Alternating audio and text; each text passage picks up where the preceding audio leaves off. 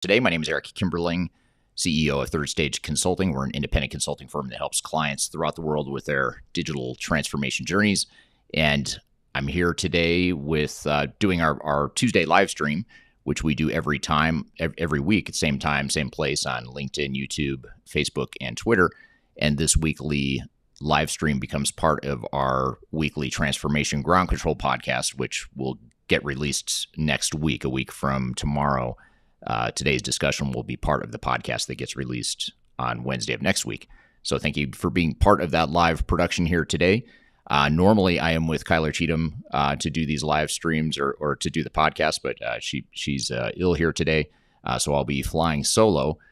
But before I get started here on today's discussion, which, by the way, today's discussion is digital strategies and tech trends for 2023. What are those things that you need to know and think about as you plan for your digital transformation in 2023 and beyond, especially now that we're in December, we're at the end of the year, we're planning for the new year, we're looking at how we're going to spend some of our capital budget or some of our technology spend in 2023, and what are some of the things that we need to be aware of as we define our plans and strategies for 2023. That's what we're going to talk about here today. So I've got a few thoughts that in mind that are going to get us started, but what I'd really like to do is hear from the audience and some of the trends that you're seeing.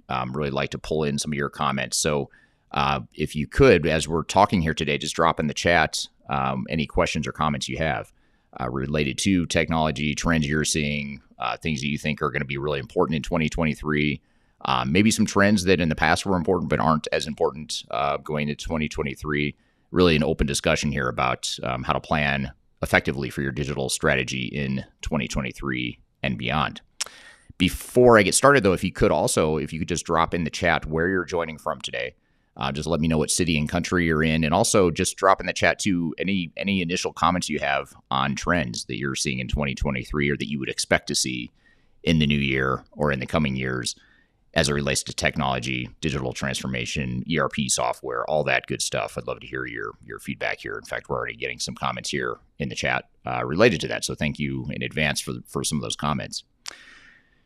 So we're going to jump in here and talk about digital strategies and tech trends for 2023. And just to get started, I thought I'd share some of the predictions I had for 2023. It's a blog and a video that I recently published talking about some of the tech trends that I expect to see in 2023. So I want to use this as really a starting point to get us started and to hear your feedback. There might be some trends that I mentioned here that you totally agree with. There might be some that you completely disagree with, and there might be things I missed that you would add to. So that's really what I want to use this as a starting point to really cover these. I guess it was 7 trends that I outlined in a video that I published about a month ago, and I'll just kind of walk through these one by one. It's sort of the high level flyover view level. And then let you comment and see what pops up in the chat here. And like I said, anything you want to add to that, I'd love to hear your feedback here. So the first trend that I see for 2023 as it relates to technology, digital transformation, ERP, all that good stuff, is the potential beginning of the end for ERP software vendors. And this is probably the most controversial one that I've published. I've gotten a lot of mixed feedback on this prediction. And especially in cases where I've clipped just this one prediction and posted that as a video, I've gotten some very strong responses, both positive and negative. So I'd love to hear your feedback here. But what I mean by that is the beginning of the end for big ERP vendors, and this relates to some of my other predictions, is that I certainly don't think ERP vendors, the big incumbents especially, are going away in 2023. That would be a completely unrealistic prediction. But what I do think is starting to happen is you're starting to see sort of an inflection point where the big massive ERP vendors, I honestly think they're struggling strategically. I think strategically in the next 5 to 10 years, they're going to struggle to justify their existence. And what I mean by that is ERP implementations have long been known as money pits.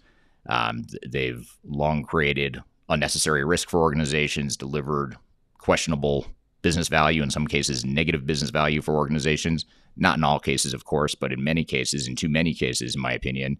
And what's happening now is you're seeing too many alternatives. There's too many alternatives to SAP, Oracle, Microsoft, some of these big enterprise-wide technologies. And I think that's part of the trend or the undercurrent that's contributing to this struggle of ERP software vendors strategically. And so the fact that you have so many alternatives in the marketplace, combined with the fact that we're in an economic recession and or economic softness, depending on where in the world you are and how you define recession, the global economy is not strong right now, generally speaking. And when that happens, when you have a weak economy, companies tend to be a lot more conservative. They tend to be a lot smarter, in my opinion, about how they spend money on technology. And I think that undercurrent, the economic undercurrent and the uncertainty around the economy is leading organizations to really question and to force themselves to validate their spend on technology. And so when that happens, you start to think, well, do I really need a massive ERP enterprise-wide overhaul, or would a point solution, best of breed sort of thing, would that be more suitable? So I think those two undercurrents are really what was leading me to the conclusion or to the prediction that in 2023 and even beyond 2023, you're going to start to see the market share erode for the big ERP vendors.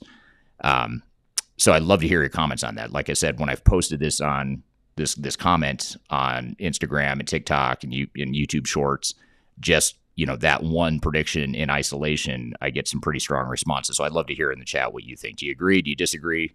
And certainly I know there's some ERP software vendors that are probably on this live stream that might have some strong opinions as well. So I'd love to hear that as well. So that's the first prediction I have, is beginning of the end for the big ERP vendors. Second one, which is sort of dovetails or ties into that first one, is the rise of open software platforms, including open source. And so back to the point of there being too many alternatives to big ERP systems for ERP systems to continue their dominant lock on organizations, one of the big alternatives that organizations are starting to embrace more and more is open software platforms and open source. And I call those out as two different things, but kind of lumped together, but really they are two different things. When I talk about open source, that's going to be products like ERP Next and Odoo are two examples of open source systems where you can buy the software, you have access to the source code, you can do whatever you want with it. It provides a lot more flexibility than some of the traditional ERP vendors.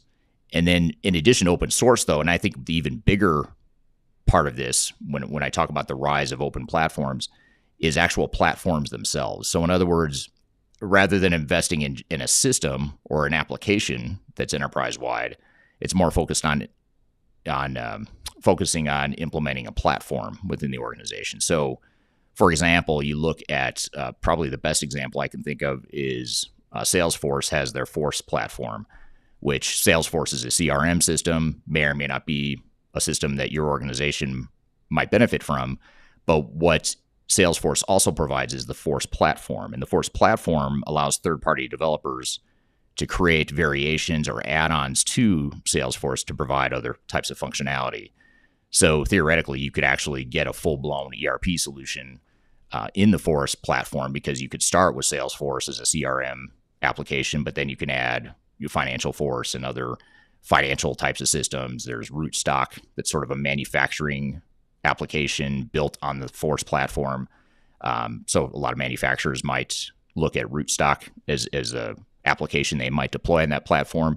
And those are just a few examples within one platform that I'm talking about here, which is the Salesforce Force platform. But there's others as well. And so I think that rise of open software platforms is something we're going to see more of. It provides more flexibility with integration tools the way they are and development tools the way they are and the way they've advanced in recent years. That certainly has provided a lot more feasibility to that concept. And then so that's the second prediction that I had, second of 7, which is the rise of open software platforms. Third is going to be interoperability and integration. Very similar trend or similar to the second one. But instead of talking about open source platforms or open software platforms, this is more related to sort of the best of breed model of the past, but with this 2020s spin on it. And this would be products such as Palantir, for example. Palantir and Snowflake are two examples of systems that are providing interoperability of systems.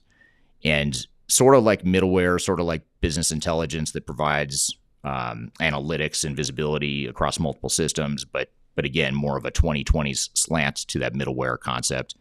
But these applications like Palantir, Snowflake, and others are providing the option to not necessarily rip out all of your systems and replace it with a big ERP system. And again, this trend also ties back to the first one, which is why I think ERP systems are going to struggle in 2023 and beyond, because you have these interoperability platforms that are becoming more and more mature.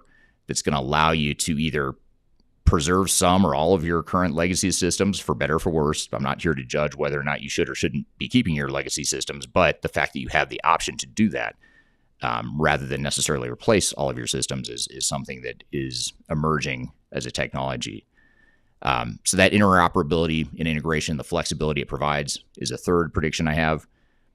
Fourth is a focus on supply chains. So when we look at digital transformations, more so now than any time in my career, the focus really is on how do we improve and optimize and streamline and maximize our supply chain and provide better supply chain management for organizations that are struggling to keep up with demand or to predict demand and that sort of thing. So that focus on supply chain management, especially for manufacturing, distribution, supply chain intensive types of organizations, and even, quite frankly, some organizations like healthcare and government, even nonprofits that aren't super dependent on a supply chain or aren't supply chain intensive, they're still focusing more on it because they're having trouble getting the products they need to run their business. And so effective procurement, logistics, supply chain management becomes important to even non-manufacturing and non-distribution types of firms. So focus on supply chain management is a fourth trend and prediction that we see for 2023. Fifth, and this is something we're already seeing, this is actually sort of an easy prediction. And in my defense, though, I made this prediction before all the mass layoffs really started in the tech space. Although it was starting earlier in the year, it really accelerated here in the last couple of months, the layoffs and downsizing that's happening right now in the tech space. But the fifth prediction I had related to that is that there will be labor disruptions, both in terms of when you go to find a tech partner and an implementation partner, finding a partner that has the right resources and high quality resources is going to become more of a challenge, because there just are labor disruptions through layoffs and attrition across the industry.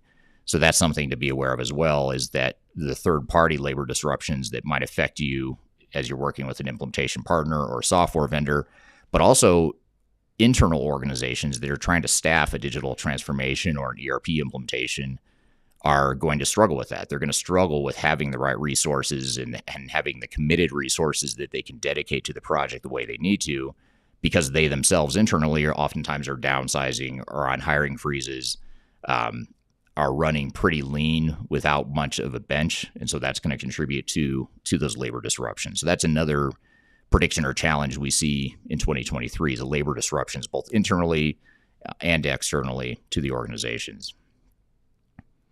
The sixth prediction I have, and then I'll get to the seventh, and then I'm going to turn it over to the audience here. I have a ton of comments and chats coming in, so I want to turn to the audience pretty quickly here. But the sixth prediction I have is an increase in transformation failures. And I really think this one is going to accelerate pretty dramatically in the next 2 to 3 years. I think we're already seeing in our expert witness practice, we're already seeing a pretty significant spike in demand for expert witness services. Reason I bring this up is because that's an indicator to us that there are a lot of failures happening in the marketplace. When we see more demand from lawyers reaching out to us to be expert witnesses to testify in court for a lawsuit related to a digital transformation or an ERP project, that suggests that the failures are increasing. And it's not just that on the surface. It's more of a symptomatic indication that there's failures happening and accelerating in the marketplace.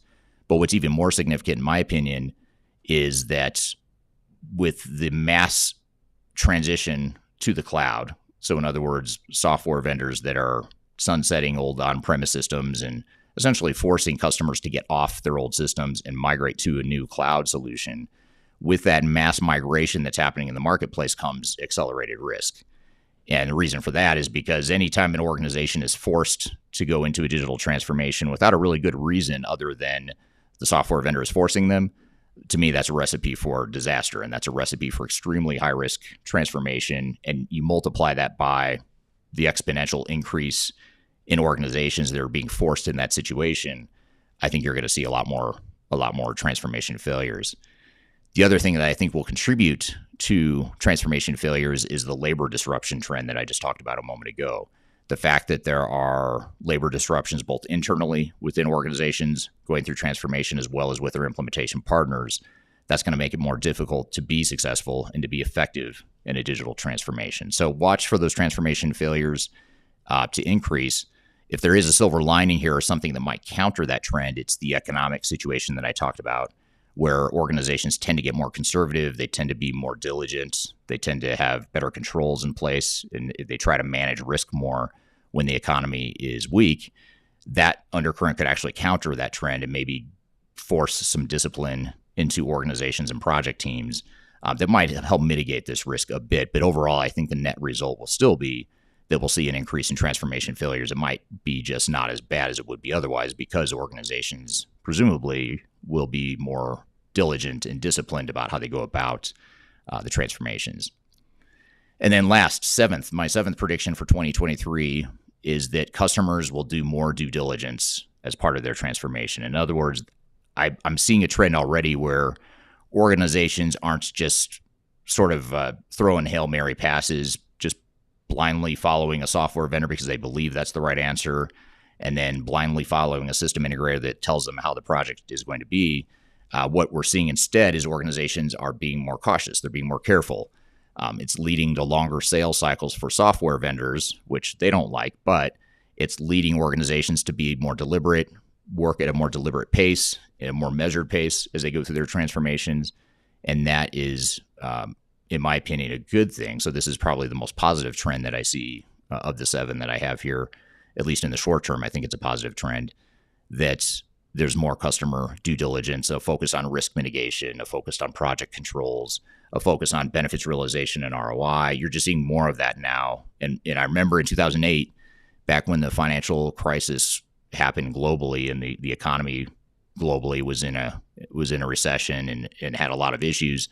I remember the same thing in 2008, 2009, 2010. In that era of ERP and digital transformation, organizations were a lot smarter. They were just more focused on due diligence. They just did their homework. They didn't blindly follow software vendors. They didn't just trust a system integrator to take over a project completely.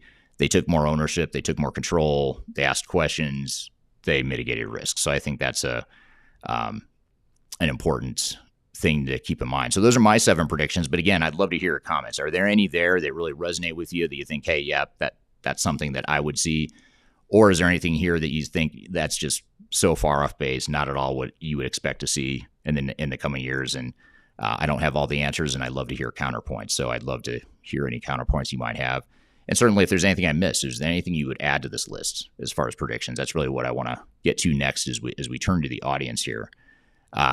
But first, before I get to some of the chat or some of the questions that have already come in about trends and some of your comments related to that, I want to thank those of you that dropped in the chat where you're joining from today. We have Ryan from Denver, Khalid from Washington, D.C., Tom from Montreal, Canada, Daniel from Grand Forks, North Dakota, James from Hereford, UK, James from Union, New Jersey, Brent from Baja, Mexico.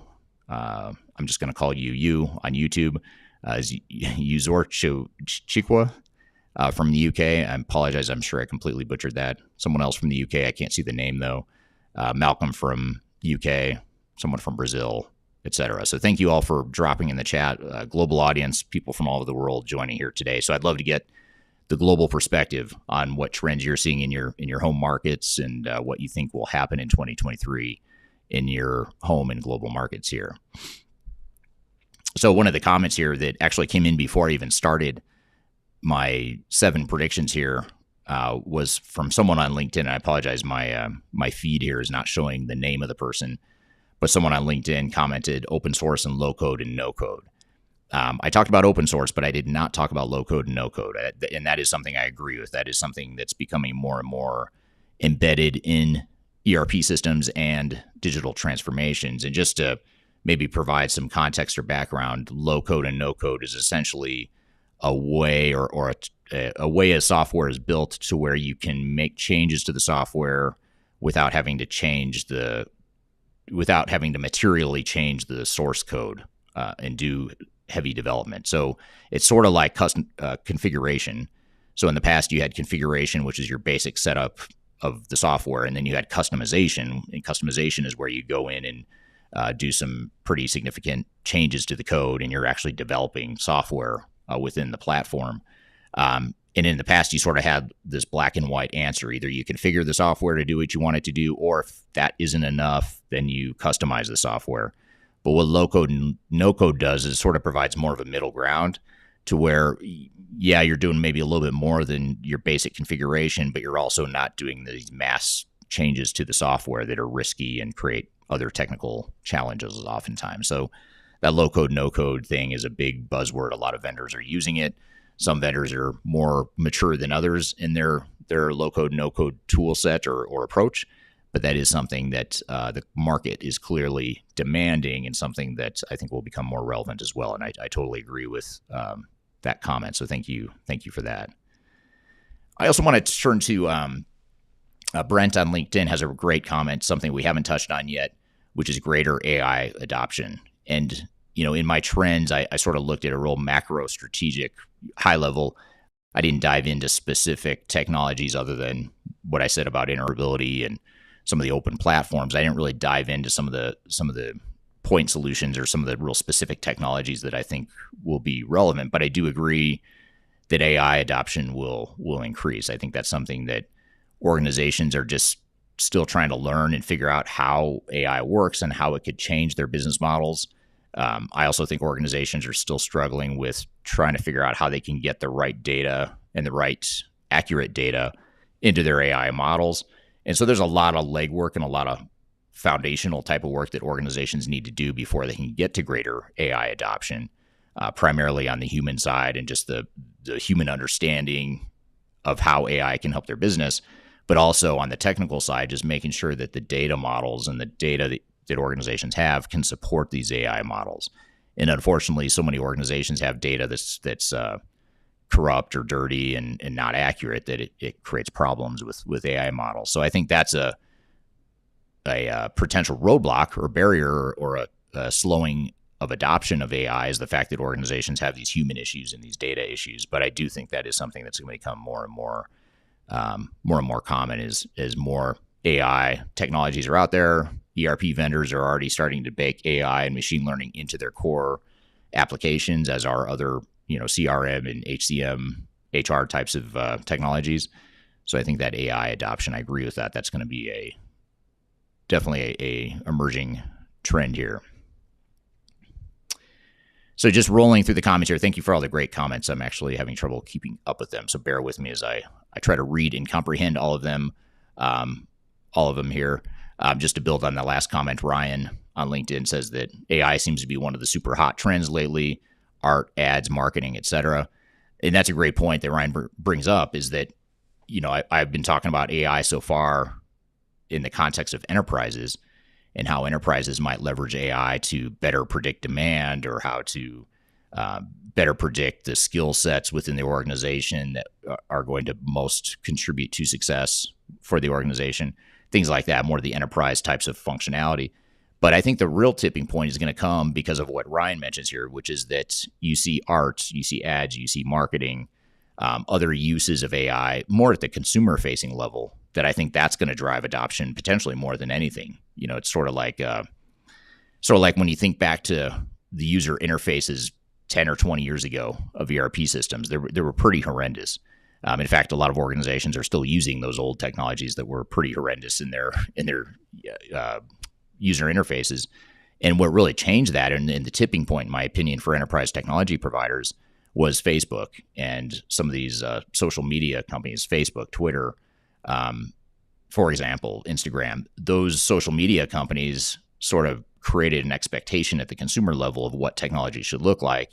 And ERP software vendors quickly followed suit, and they quickly try to mimic the look and feel of social media, and they're still trying to do that. And so I think the reason I bring that up is because I think you're going to see the same thing in AI, is that I think it might be the consumer level that really drives adoption of AI, and then enterprises sort of lag behind that and eventually adopt because at the consumer level or at the individual level, people are using and understanding AI better.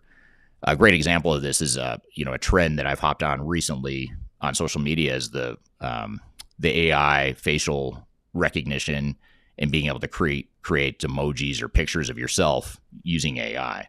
And it's really cool. There's really cool applications like Lenzo is the one that I used.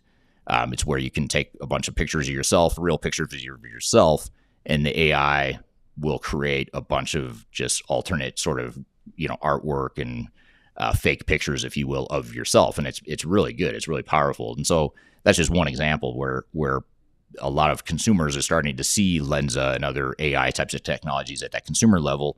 Might be totally irrelevant to enterprises, at least on the surface, but it's important because as people get more comfortable with AI at the consumer level, you'll start to see organizations follow suit because it's those same individuals that are using it at the consumer level that will eventually figure out how to use it at the enterprise level. So that's a great point, Ryan. So thank you for that.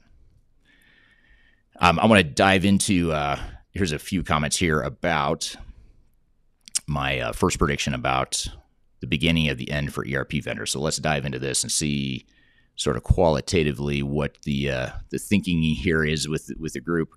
I'm just going to go in sort of the order that I see them here.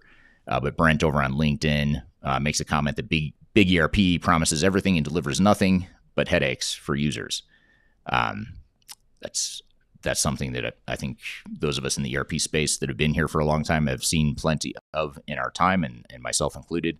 You see a lot of big ERP implementations that have big promises, and it ends up being a disaster and a train wreck and creates a lot more headaches than problems solved. So I tend to agree with you there, Brent, that big ERP can be a challenge. And to be fair, though, I mean, one thing I do want to clarify in my prediction for ERP vendors, I don't know. I mean, the problem itself isn't entirely with the ERP software vendors. I don't think they're the problem necessarily, although I think they do contribute to it by creating false expectations for what their software can and can't do and what the implementation may or may not look like. I think they do create false expectations too often, but it's not the product itself that I think is the problem necessarily, or at least entirely.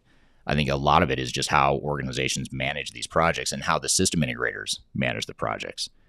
People and organizations just simply aren't good at deploying ERP technologies, big enterprise-wide integrated enterprise technologies. Even if it's the right answer for your organization, organizations just aren't good at it in general.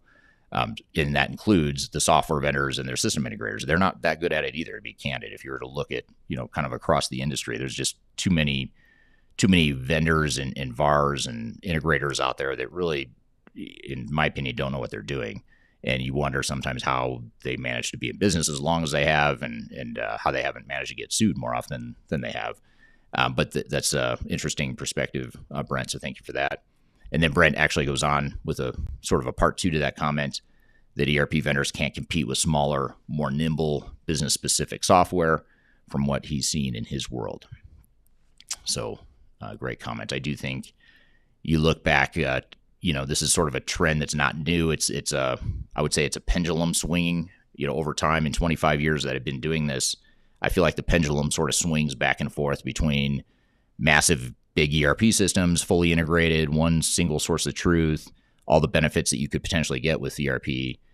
The pendulum will oftentimes swing that direction, but then in the industry, the pendulum will often swing back to best of breed as a counter or as a reaction to some of the problems with the big ERP model.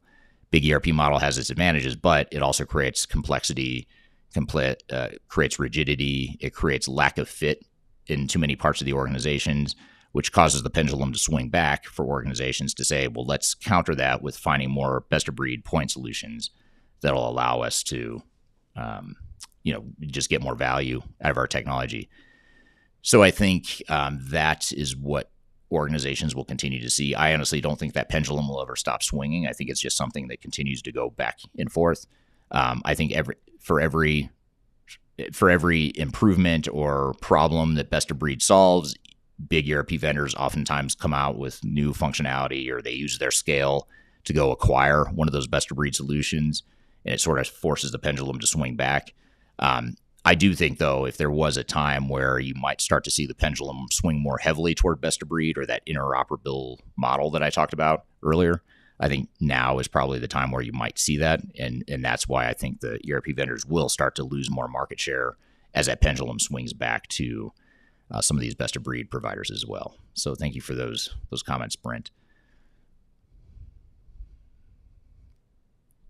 Here's another comment from someone, I can't see their name, but it's on LinkedIn. I'm not sure why some names are showing up here and some aren't.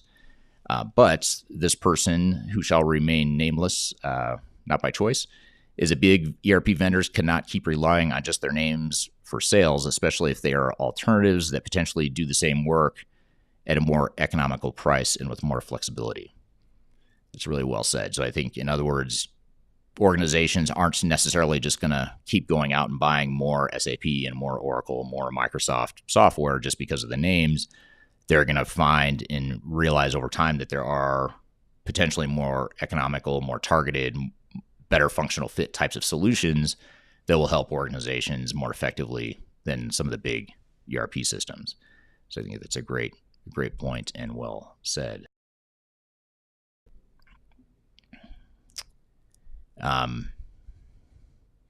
Ali on LinkedIn says, absolutely, the future of digital platforms. So he's agreeing with the digital platform comment. Thank you for that. Ali also says platforms and their ecosystems are now part of our daily lives. And I think you're seeing that, you're seeing that trend that, again, started years ago and is continuing to accelerate, where you get companies like 20 years ago, you had Salesforce and Workday, Salesforce on the sales and CRM side, Workday on the HR and HCM side of technology, where they weren't trying to be everything to everyone. They just came in with a disruptive solution that did their little area or the little functional part of the world. They did it really well, and they did it better than a lot of ERP vendors. And then they started to disrupt that part of the ERP space. And again, this is 20 years ago that started, and you're still seeing the after effect or the ripple effect of that, even just with those two vendors here today. But what I think you're going to see more and more of is just more Workdays, more Salesforces in the world that are going to come out and disrupt the space, because, again, they can provide better functionality in many cases at a lower cost and provide better ROI. And starting a software company today is easier than it's ever been. It's not like 10, 20, 30 years ago where it was super expensive and took a really long time.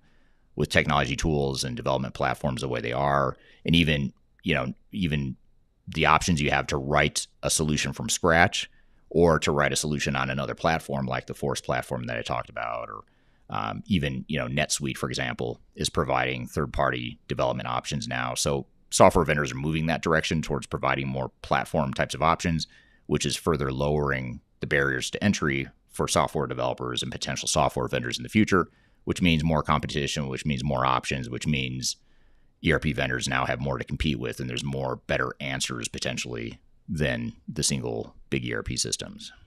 I want to get to this comment here from Sam Graham over on LinkedIn.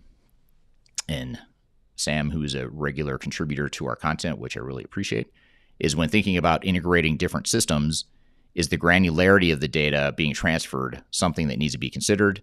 In other words, it may not always have to be as detailed in the target system as it is in the donor system. It's a great question, and I think it's worth noting that you're right. I mean, just because you have data within your organizations now doesn't mean you need it. Doesn't mean you should migrate it. It may be that you bring over less data, but you focus on cleaning up that data and making sure it's really good data. The other thing, too, is in addition to not necessarily needing the granularity of data that you've had in the past, I think organizations a lot of times hoard. They're hoarders. They hoard the data, they hoard the information. They think they need to take all this with them, when in many cases they don't. Maybe there's just historic trial balances or historic financial results that you're transferring over along with the master data, but you're not bringing over all the transactional stuff, from the last however many decades that you've been using technology. So I think it's a great point that you have to question that, but you also have to question, is there data, third-party data or other data sources that we could be leveraging, particularly when we think about AI and machine learning.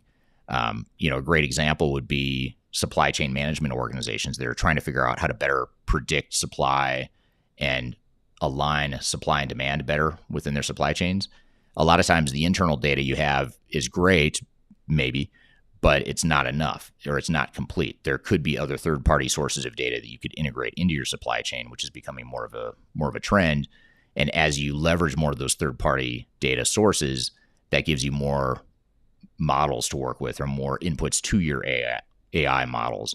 So when you think about predictive analytics or predicting what your supply chain needs might be, or even just what customer demand might be, you're looking not only at your own seasonal and historic trends internally as an organization, but now you can leverage other data sources, things like, economic data or other consumer types of data from third-party analysts and things like that, that might give you inputs and give you ways and new ways to predict what's going to happen in the world and how organizations may or may not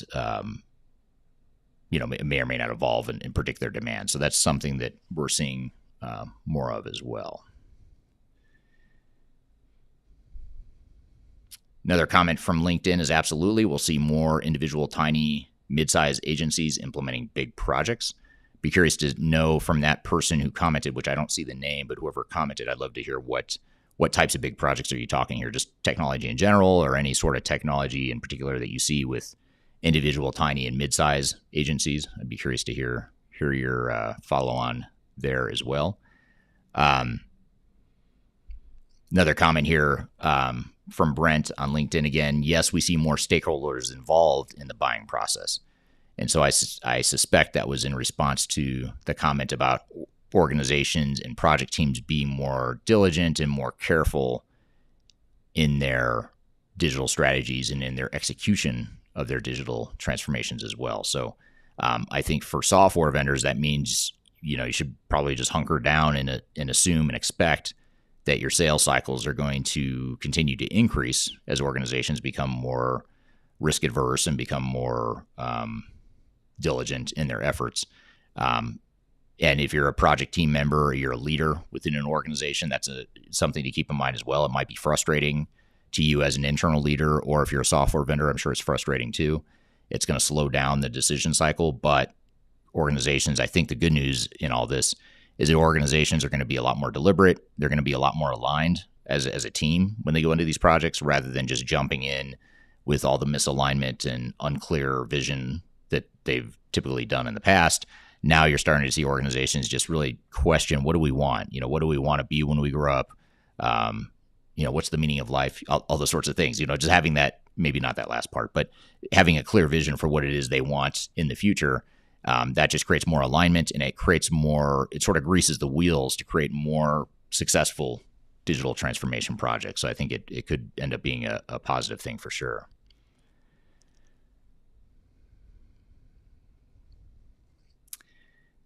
Here's a really interesting question from Malcolm on LinkedIn. Let me see if I can fit the whole question here. It looks like most of it I can fit.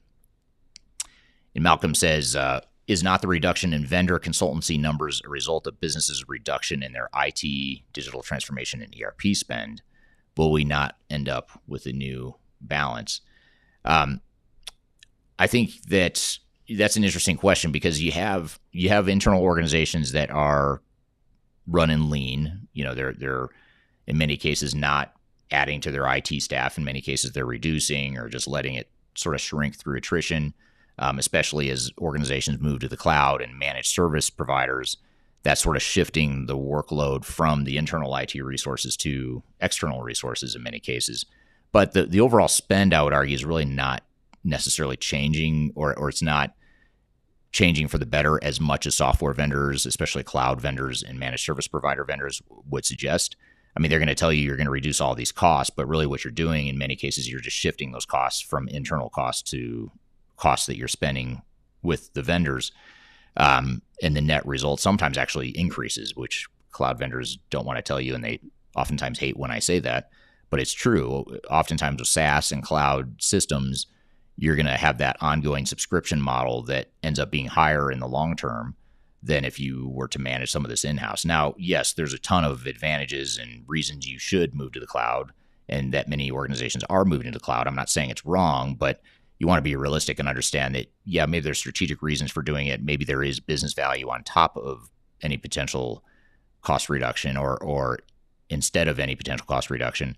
But there's oftentimes not a real net cost reduction. The total cost of ownership, if you look 5 to 7 years out on a cloud or SaaS solution, oftentimes that ends up being higher cost than if you're managing a lot of those applications and infrastructure in house. Now, yes, it might be better. It might be more cutting edge. It might provide you better capabilities and competencies. It might remove a lot of headaches for you organizationally. So there is benefit, but it's oftentimes not the cost benefit that's so often sold in the market space.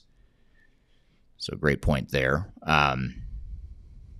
Here's a great question from Shonda on LinkedIn. Hello, Shonda. I don't recognize your name, so you might be new to our live streams here, or at least a first-time commenter, so thank you if you are. But Shonda says, interoperability and integrations really require good data. So with some companies not investing on the QA, QC effort of the data, does this make sense for companies to focus on your number 3 point? And my number 3 point was the one about interoperability and integration. And I think you bring up a great point. I mean, for a lot of these trends and for any digital strategy that you might pursue for that matter, you really do have to ask yourself, can we do it right? It might be the ideal thing for us. It might be ideal in a perfect world. But if we can't do the things we need to do to be successful in that initiative, then maybe we either throttle back our expectations or our scope. We maybe redirect our efforts and our focus based on what we think we can do well. So in the case of interoperability and integration, or even the AI one that we were just talking about a moment ago, if you can't invest in good data and you can't invest in providing the quality assurance and cleansing that data, cleaning it up, and migrating it effectively, then you have to ask yourself, if we can't do that, then is it worth us trying to create this interoperability model or leveraging AI? So then the question becomes, well, I mean, first of all, I'd say if you have bad data and you can't clean your data, then I don't know that there's really any technology that's going to fix that. You need to fix that. It's sort of like your business processes. If your business processes are broken, putting in new technology isn't going to fix them. You need to fix the business processes. Yes, you can use technology to help you fix them, but you have to have that clear vision of this is what our business processes are going to look like. This is our future state operating model. This is the ideal and most efficient and effective way for us to operate. So that's what we're going to do, and we're going to do that well, and we're going to use technology to help us do it, and we're going to invest accordingly. Now, it's the same thing. If you can't invest and you can't commit to improving your business processes and really defining what you want your processes to be, then you have to ask yourself, is it worth going through this exercise of a massive transformation, which might end up creating more headaches and actually undermine business value if we're not able to invest in some of these things? And so that's a really good point, Sean. I think that to do any of these initiatives, really, I'd actually expand your point to any sort of technology. You need to have good data. Otherwise, you're just putting lipstick on the pig, so to speak. You're putting in new technology, but you've got the same dirty data in it. You might have the same broken processes. People may not be using the system the way they should, so they go back to their old spreadsheets. So you see that too often where organizations have this new technology that can do all these things, but they can't leverage it because they didn't invest in data, they didn't invest in business processes, they didn't invest in change management and getting people to use the system. All that stuff is really important. So thank you for that feedback. So a question from Joe on YouTube is, do you see customers going to a hybrid solution rather than full-scale cloud? And yes, absolutely. That's probably the most common situation we're seeing right now is more the hybrid model, where there might be some point solutions or even the core ERP system that gets moved to the cloud, but you have other applications that you're still running on-premise and integrating with that core back office system. So that used to be a bad thing. I mean, if I would have said that was okay 10 or 20 years ago, I feel like I'd probably get a lot of negative feedback from the audience and just in general. And the reason for that is because 10 or 20 years ago, you didn't have the integration tools that you have now. And it's just, I think organizations are comfortable enough and they've built enough really good integration tools that integration isn't a bad thing. Best of breed is not a bad thing. Interoperability is not a bad thing. If you're an ERP software vendor and that threatens your existence, then you're probably going to perpetuate the thought that, yes, that's a bad thing. And you're going to commission Gartner and Forrester to put out reports about how everyone needs to move to the cloud or else they're going to die. And you can find plenty of analyst reports that say if you're not fully in the cloud by 2025, you're going to be out of business or whatever hyperbole they tend to put out there. But you have to remember a lot of that messaging is coming from the software vendors. and they're commissioning those reports and those findings from industry analysts that you think are third-party independent sources, but they're not. They're being commissioned by the software vendors. So you have to really counter or really think through, okay, software vendors and industry analysts think one thing, but that doesn't mean that it's a one-size-fits-all answer for you as an organization. And for most organizations we work with, that hybrid model is really powerful because then you could be more deliberate about where you move to the cloud.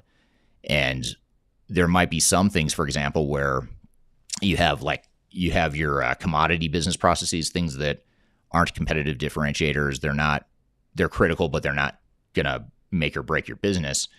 In those cases, oftentimes you can sort of outsource that and move that sort of functionality to the cloud, just adapt to whatever capabilities are available in the cloud, and that works fine. But when it comes to some of your customer facing or your product specific or your service specific types of technologies that really differentiate you as an organization, that might be more of a candidate to preserve either on-premise, or the other option is you have hybrid cloud as well, where you could have those applications in the cloud, but it's more of a private cloud rather than a public cloud. So private cloud is more like the on-premise model where you could do whatever you want to the technology. You can customize it, you can integrate it, you can break it for better or for worse, you can do whatever you want, but it's hosted somewhere else. Someone else is hosting it in the cloud, which for cybersecurity and reliability purposes is the right answer for a lot of organizations. So I think that the hybrid model and the options, I think, are really important to consider, because too often organizations are hammered with this messaging from the market that you have to move to the cloud, you have to move to a single ERP system, or whatever the trend of the day is. And if you don't do whatever the trend of the day is, then you're going to fail as a business. That's sort of the messaging you oftentimes hear in the market, which I think is extremely misleading and unhealthy. So you really have to counter or question that messaging and really look inwardly as well to figure out what's right for you as an organization. Interesting question from Khalid on YouTube. Asks if I have any predictions about cyber and zero trust. And you're right. I have not talked about cybersecurity yet. That is arguably one that should be for sure in a top 10 list. If I went to a full 10 predictions, I think that was one of my predictions for 2022 when I released those last year. But I think that's a continuing trend for sure. Cybersecurity, zero trust, and really locking down your systems and having the protocols in place. One thing that I think is often overlooked, though, as it relates to cybersecurity, is oftentimes we think about hackers, because we so often hear in the news and the media about big organizations that have been hacked and they stole credit card information or customer information or whatever it is. Important stuff. You want to tighten that up for sure. But the other risk that is less often discussed because it's less obvious and it's, I don't know, it just doesn't get as much attention, but maybe it should, is that oftentimes the security isn't necessarily a problem with an external breach. Oftentimes it's internal breaches. So in other words, you've given the wrong security profiles or the wrong access to the wrong people. And even if they're not nefarious actors or they're not trying to do anything wrong, sometimes that data ends up in the wrong hands, or the data gets compromised because you haven't really locked down who internally has access to what data. So I think you have to look both internally and externally. And when you look internally, you want to look at not only how people have access to data with the security profiles and all that stuff, but you also want to look at what your IT security policies are and their day-to-day business processes to make sure that they're protecting the data. By they, I mean their employees. You want to make sure they're protecting their data as well throughout their life cycle. Another question from from YouTube. This is from James on YouTube. He asks the very good question: do you think the rise of expert witnesses has to do with the overpromise and underdeliver, or more from pressure from the customer to do things faster? Great question. And I would say it's a combination of all the above, I would say, first of all. But I'd say if I had to place an emphasis or a weighting of where the problem lies, I'd say it is with the first part of what you say, James, which is the overpromise and underdeliver. Software vendors are overselling their capabilities, especially with some of these less mature cloud solutions. For legacy incumbents that didn't start off in the cloud, they're still catching up and trying to get their cloud technologies on par with their on-premise legacy systems that they had decades of R&D and functionalities and capability investments. But now they're trying to, in a very compressed period of time, trying to do a complete rewrite of that technology in cloud technologies and provide those same functionalities. And they just haven't gotten there yet. And they will eventually. I mean, in 2, 3, or 5 years, this is a moot point. But for right now, here in 2023, where we're headed, this is a problem. And the fact is, a lot of these cloud systems that are less established than, say, a cloud native product like a NetSuite or a Salesforce or Workday, systems that grew up and were created in cloud, this comment does not apply to. But for others that started off on-premise, were on-premise for decades, and now all of a sudden are making the shift to the cloud, that's a problem, because you can't take those decades of R&D and functionality, move it over to the cloud in just a matter of 2 or 3 years. It's going to take some time until they get there. So that is creating problems for organizations and mismanaged expectations. And the other thing, too, is that software vendors, in my opinion, oversell the ease of cloud implementations. And so they're actually creating more problems than they have in years past by saying this is a cloud deployment. It's going to be so much easier than deploying on-premise technology, which I strongly disagree with, because yes, deploying the actual technology is easier in the cloud because you can access it faster. You don't have to install it on your servers. There's not quite as much setup. But that's just a tiny fraction of what it takes to deploy technology. When you really deploy technology right, you're doing all the hard stuff. You're redefining your business processes. You're ensuring you're helping people through the change. You're providing strong project management controls. You're testing. You're doing integration. You're cleaning data. None of that changes with the cloud. And software vendors oversell the ease and the cost and the risk of implementation. And you add to that, and then you take that one step further and add to the trend of big software vendors. I would call out SAP and Microsoft in particular. I think they're particularly bad at this, or it's questionable their intentions here and the impact it's having on the industry. But at both SAP and SAP and Microsoft and others, there's others out there, they're doing this as well. But SAP and Microsoft are probably the biggest vendors that are guilty of this. And that is essentially forcing their customers off their legacy on-premise systems with a sort of arbitrary sunset deadline that has been set by the software vendor for no other reason other than they want everyone to be in the cloud and they don't want to have to maintain these on-premise legacy systems any longer. So it benefits the software vendors for sure. The question becomes, does it benefit you or not? And unfortunately, too many organizations where it's really not going to benefit them necessarily or materially, they're being forced to invest a bunch of money in new technology that they may not necessarily need, other than the fact that the software vendor is going to discontinue the old product. So I think when you take those two things, I think those are probably the biggest drivers of the rise in expert witness, as well as some of the other stuff we talked about. Labor shortages are going to contribute to that, as well as other trends. But it's a great point, and thank you for your feedback and comments there, James. I think this is a facetious comment. If not, I'm going to suggest that it should be. And this is from someone on LinkedIn who says, building new features is just like snapping a finger. I assume that is, or I know that not to be true.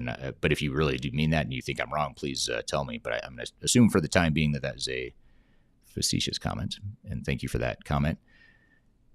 Another comment here from Shada on LinkedIn. Agreed, ERP does not always...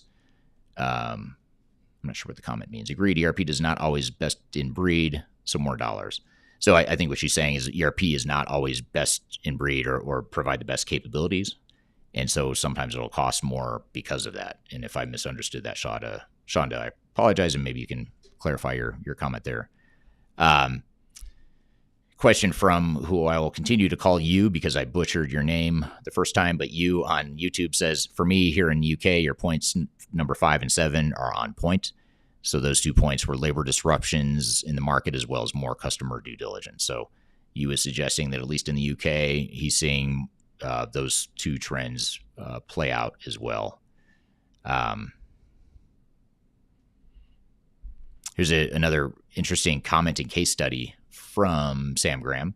He says, I helped put a tier 2 ERP system into a $5 billion outfit. So $5 billion of turnover or revenue. 10 years later, they looked at replacing it with a tier 1, but after reviewing their options, they decided to stick with their tier 2. So I think this is a great point that maybe helps us unpack the first trend I talked about, or the first prediction I had, which is the beginning of the end for big ERP vendors. I don't think that's true for all ERP vendors, to be clear. I think, and Sam's helping unpack this a bit, I think it's applying mainly to the larger ERP vendors. I think the smaller ones that are more focused, they're more nimble, they're not getting out over their skis, they're not trying to be something they're not trying to be everything to everyone. Those smaller vendors, I think this comment does not apply to. I think they're part of not the problem, but they're part of the trend. They're part of what's causing the big ERP vendors to struggle. And I think they will continue to be a thorn in the side of the big ERP vendors. So when you look at even companies like NetSuite, I think NetSuite is really disrupting the space since they've been acquired by Oracle, because they're really aggressive. If you look at what they're doing, they're very aggressive in the small and mid-sized market, and they're very effective. In some cases, I would argue they're too effective, and they're overselling their capabilities, but they're disrupting sort of the big ERP model and providing a lower cost option for the mid-market and smaller organizations. And even more so when you look at manufacturing specific solutions, like, if you look at DCOM or Acumatica, for example, even Epicor, which is a more established vendor, been around for a long time. Those are just good examples of targeted, relatively focused solutions.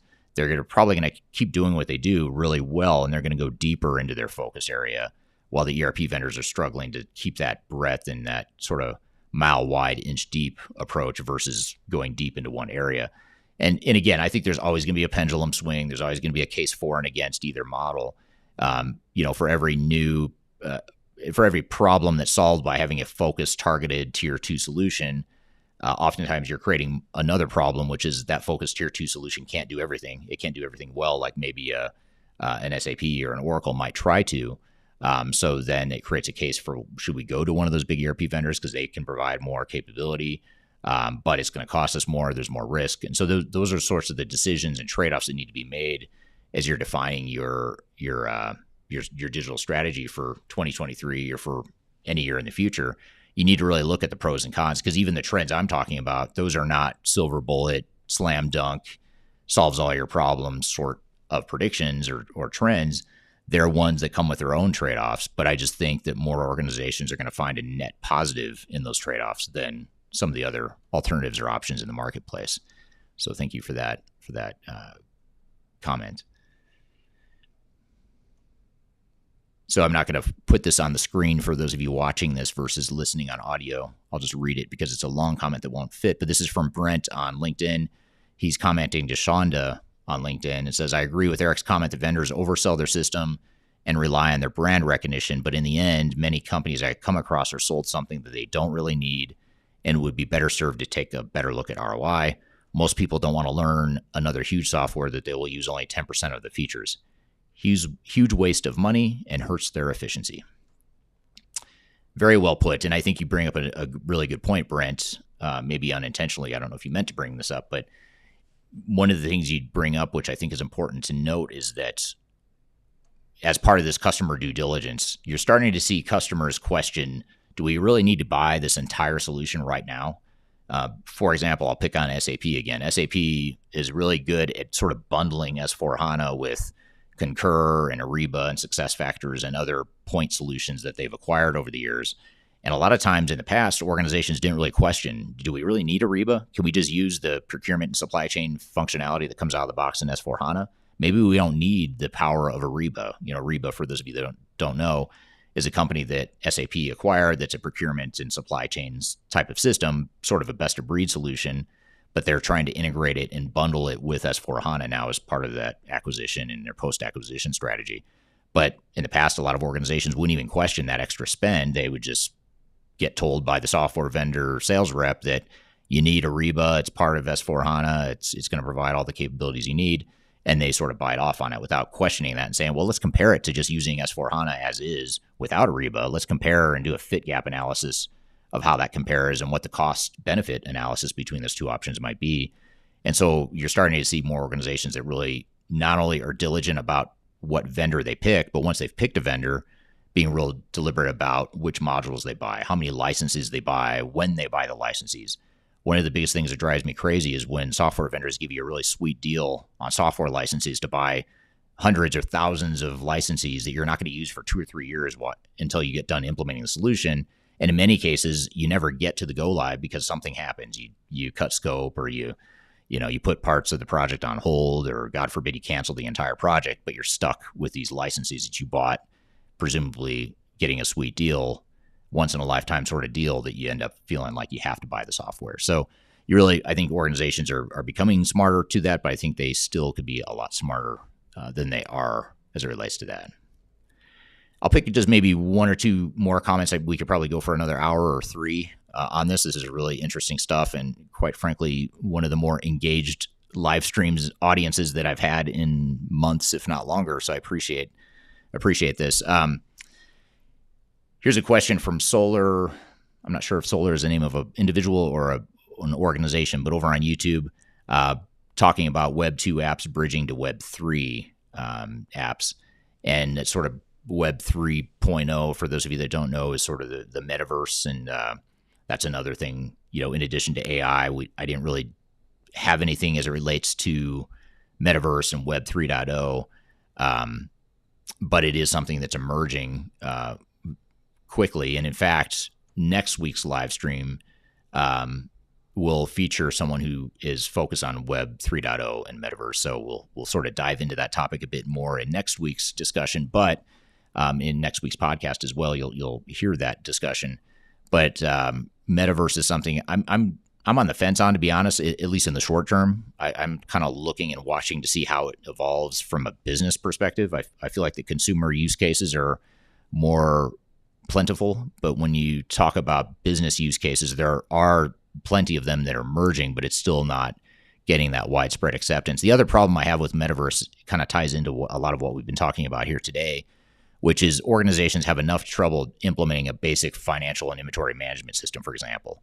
If an organization can't implement effectively a financial and inventory management system or a CRM system or whatever, if you can't do that well, then you're not even going to think about a metaverse sort of, swinging for the fences sort of technology, or at least you shouldn't be. So I think it sort of gets back to basic blocking and tackling and being able to do the fundamentals of digital transformation. Once you've gotten a certain level of maturity, then yes, emerging cutting edge technologies like metaverse, AI, and others might be more suitable, but you sort of have to figure out first how do you get the basics in place? And I think that's why I struggle with metaverse, not because I don't like the technology or think it's not a viable technology, but because I question organizational ability to adapt to the metaverse, at least in the short term. So I think what I may do is maybe pull in one last comment here, and then we'll sort of wrap it up. And I want to thank you all for your feedback. This has been great stuff. But this comment here is from Aaron Dam on LinkedIn. And his comment here is, one of the challenges is business tries to hold on to the business processes which were aged rather than shifting to industry best practice and re-engineering the business process. Although businesses invest in digital transformation, business tries to hold on to the custom solution, built-in legacy system, and carry on the same old solution to the new system. What are your thoughts? I think you're absolutely spot on. Too many organizations are simply putting in technology to automate what they've always done. And I think one of the challenges with the industry that we're seeing that's relatively unique or relatively new, although it's not new, it's just the degree to which this is true is accelerating, in my opinion. And that is that technology is changing a lot faster, and it's accelerating its pace of change much more so than organizational and human ability to change. Not because we don't want the technology, not because it's not good technology, but because big organizations, especially, the bigger you are, the more this is true. It's just harder to adapt to these changing technology trends. And because we're human, we like our comfort sweet spots or our comfort zones. We're going to revert back to what we know best and what we're comfortable with. That's going to be sort of the gravity that pulls us back and holds us down is the fact that we're comfortable with the way things are today. We have to go out on a limb if we want to change in the future, and that's hard. And as technology changes and accelerates, and sort of like if you view this is change in general going this way, technology is going like this, and we're just barely moving along, and technology is sort of leaving us in the dust as organizations. And so I think that's what we have to think about is how do we manage that gap that's getting bigger between current state and potential future state. And I think that's why it's important to be realistic. I think it's okay to really just acknowledge who you are. If you're a risk adverse organization stuck in the past and you're using an old green screen AS400, it's time to change, but you're not quite ready to go to AI in the metaverse yet, then don't go to AI in the metaverse. That's probably too big of a jump. It's too risky. It's questionable business value for you at this point. But maybe just more of an incremental change. Just get onto some modern or semi-modern ERP system or semi-modern technology platform and use that as a starting point. Then you start to build on capabilities and build out your digital maturity from there. But too many organizations just try to do too much in too little time. And it's okay to take that incremental approach. I know software vendors, industry analysts, I'm going to keep picking on them, and I probably always will. But the software vendors and industry analysts are always going to push this narrative that you need to change and you need to change now. And consultants do it too. Sales reps do it. Consultants that benefit from you investing and over-investing in technology, they're going to always tell you that you need to change. You need to do it now. If you're not doing it now, you're dying. It's time to stop waiting, swing for the fences, make this big, massive technology investment, whatever. That's noise. That's sales messaging. That's meant to sell more software. That's not necessarily the right answer for you. So I think that's something that really needs to be managed and taken with a grain of salt. When you hear that message of do a digital transformation now and go big or go home, that sort of thing, just set that aside, especially if you're a risk adverse organization, or especially if you struggle with change as it is, then push yourself and try to change. You need to change. I mean, I would agree with the general statement that organizations need to change and evolve in general, but it doesn't mean you need to do these massive technology investments now. It may be more suitable that you do more of an incremental change. And if you're a more risk tolerant organization, perhaps you're a tech company or a high growth, younger company, sure, you can be more aggressive. You can push more change within your organization because your organization can take it. The more established legacy organizations that are using really old processes and technologies, it's just going to be harder for them. And that's just the way the world is, and there's no changing that. So rather than try to create an alternate universe where you can just swing for the fences and everything's going to be fine, just acknowledge the fact you as an organization are risk averse, you have trouble changing, you're stuck in the past. That's okay. Let's figure out how to get you out of the past, but it doesn't need to happen overnight. So probably a great point to leave it. Thank you again for your comments here. Love to hear any other feedback you have, even after the fact. I watch the chats and the streams on these even after we broadcast. So really appreciate any last minute thoughts you might have or anything you think of later on. I'd love to hear your comments here. So I want to thank you all for being here today. Thank you very much. Great conversation. Really appreciate all the great comments and feedback here. You can find this live discussion will become part of next week's Transformation Ground Control podcast, which is my weekly podcast that I host with Kyler. That will be out on Apple, Spotify, Google, Amazon, etc. on the audio podcast platforms. That'll be released a week from tomorrow on Wednesday.